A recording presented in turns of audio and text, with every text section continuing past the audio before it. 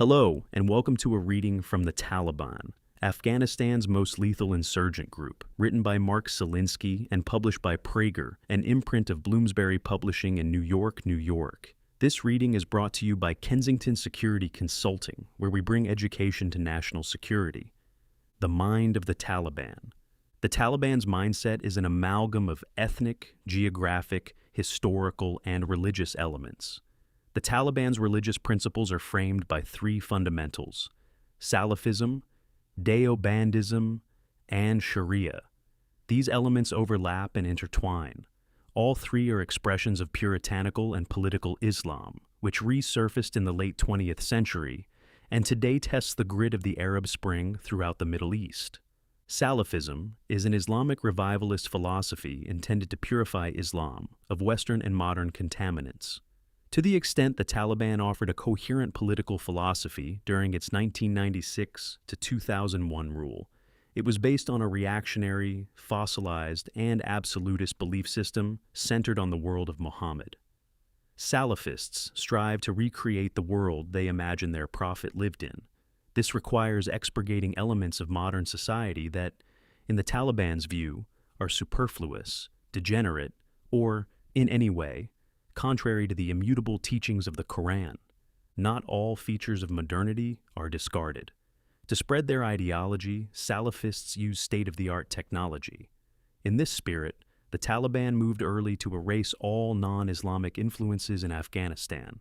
They targeted Afghanistan's internationally recognized art treasures and, with modern artillery, blasted the ancient Buddhas of Bamiyan from the hills in which they were carved. Though the world was stunned by the Taliban's demolition of the statues, few Salafists openly objected. "We are not against culture, but we don't believe in these things, the statues. They are against Islam," Taliban Foreign Minister Waqil Ahmed breezily declared. Certainly not all Muslims supported the Taliban's position. Muslims ruled Afghanistan for over 1,300 years and did not destroy the Buddhas until the Taliban. There were other instances of premeditated destruction. Uncertain that Afghanistan was sufficiently purged of non-Islamic cultural impurities, senior mullahs ordered a spree of destruction throughout Kabul's museum in March 2001. A group of cudgel-wielding Taliban shattered antique limestone statues that had been excavated across the country, carefully restored, and acclaimed as universal artistic treasures. The vandals were led by the Taliban's Minister of Culture. The Taliban's outlook is also shaped by the Deobandi movement, a particular South Asian Salafist philosophy. Deobandi refers to both an Islamic seminary and an Islamic philosophy that extends far beyond the town of Deoband in northern India. It is one of Sunni Islam's more influential schools in South and Central Asia, and continues to issue edicts, or fatwas, based on Muslim law.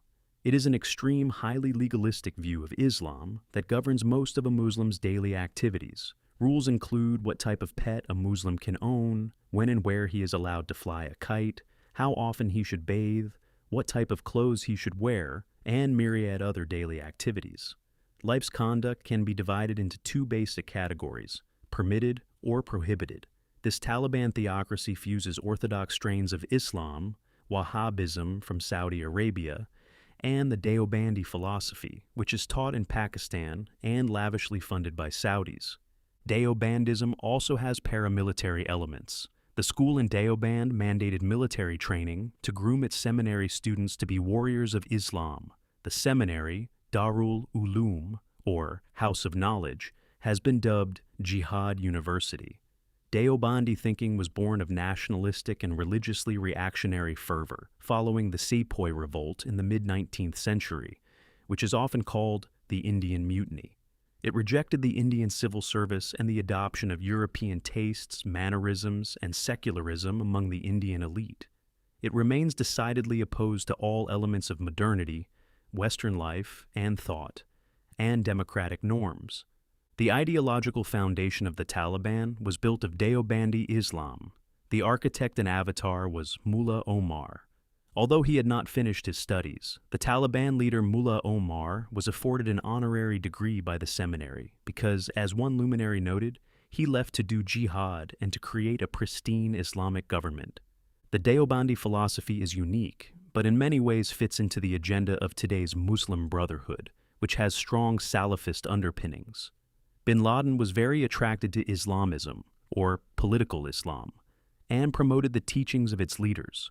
The term Islamism refers to a modern variant of Islam, which was developed and spread by the Muslim Brotherhood, or the Ikhwan, from a nucleus of disaffected Egyptians led by a Sufi schoolteacher in the late 1920s. The Brotherhood sought to supplant secular society with Islamic rule. The Brotherhood became a global, dynamic, and expansionist force by the end of the 20th century. The Brotherhood, which would inspire the leaders and core cadre of al-Qaeda worldwide, fused philosophical elements from other 20th century authoritarian movements. It thrives in the 21st century and challenges emerging democratic elements in the Arab Middle East. The Egyptian Sayyid Qutb, whose writings heavily influenced bin Laden, was the Brotherhood's preeminent intellectual. As Qutb explained, it was insufficient for individuals to reform themselves.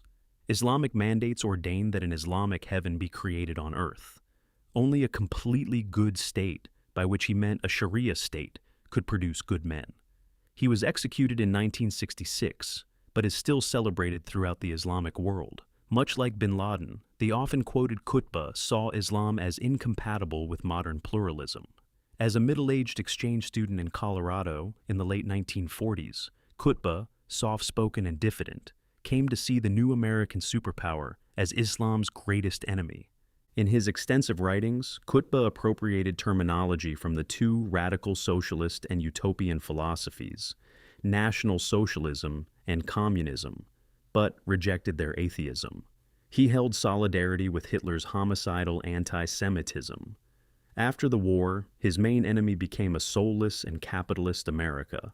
He derided American churches as brothels, jazz music as primitive, and American women as vixens. His portrayal of American culture as vacuous, aggressive, and bigoted would resonate with Muslims as well as leftists, and would become a recurring trope in the propaganda of both. This model of American aggression and degeneracy became more common in the 1950s among Islamists and European intellectuals. During the late 1960s and early 1970s, Islamist Arab nationalists made common cause with international leftists. Despite their strikingly opposing views on religion, women, and general politics, Islamists and leftists were strongly united in their hatred of the United States and Israel. Bin Laden, with his theatrical flights, would militarize this sentiment and bring it to Afghanistan. Bin Laden introduced the Brotherhood's ideas to the Taliban. Had he a rival in imparting Islamist ideologies in Afghanistan, it would have been Sheikh Abdullah Azzam, a Palestinian ideologue and strategist who died young.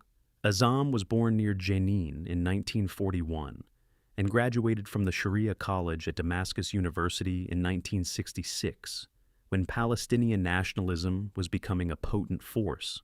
After the 1967 war, Azzam became active in several Palestinian terrorist groups in Gaza and the West Bank, and embraced Salafism. He had a sharp mind and earned graduate degrees from Al-Azhar University. In 1979, he joined the first wave of Arab, anti-Soviet jihadis in Afghanistan. In Peshawar, Pakistan, he made his mark as an inspiring Islamist recruiter and rhapsodist. The Paladin's famous dictum was, "1 hour of jihad in Allah's path is better than 60 years of praying." He and his 2 sons were killed in a massive car bombing in Peshawar in 1989. His assassins are not publicly known today. Both Azzam and bin Laden were members of the Islamic Brotherhood. Bin Laden's connection to the Islamic Brotherhood became clearer in September 2012, when his successor and longtime associate Ayman al-Zawahiri recalled a quote from bin Laden. "I was banished from my own organization. I used to belong to the Muslim Brotherhood, but they banished me."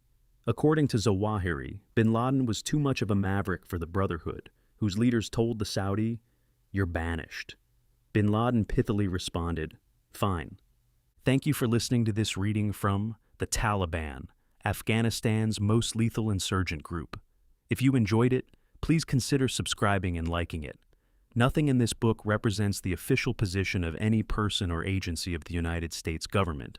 On behalf of Kensington Security Consulting, thank you for listening.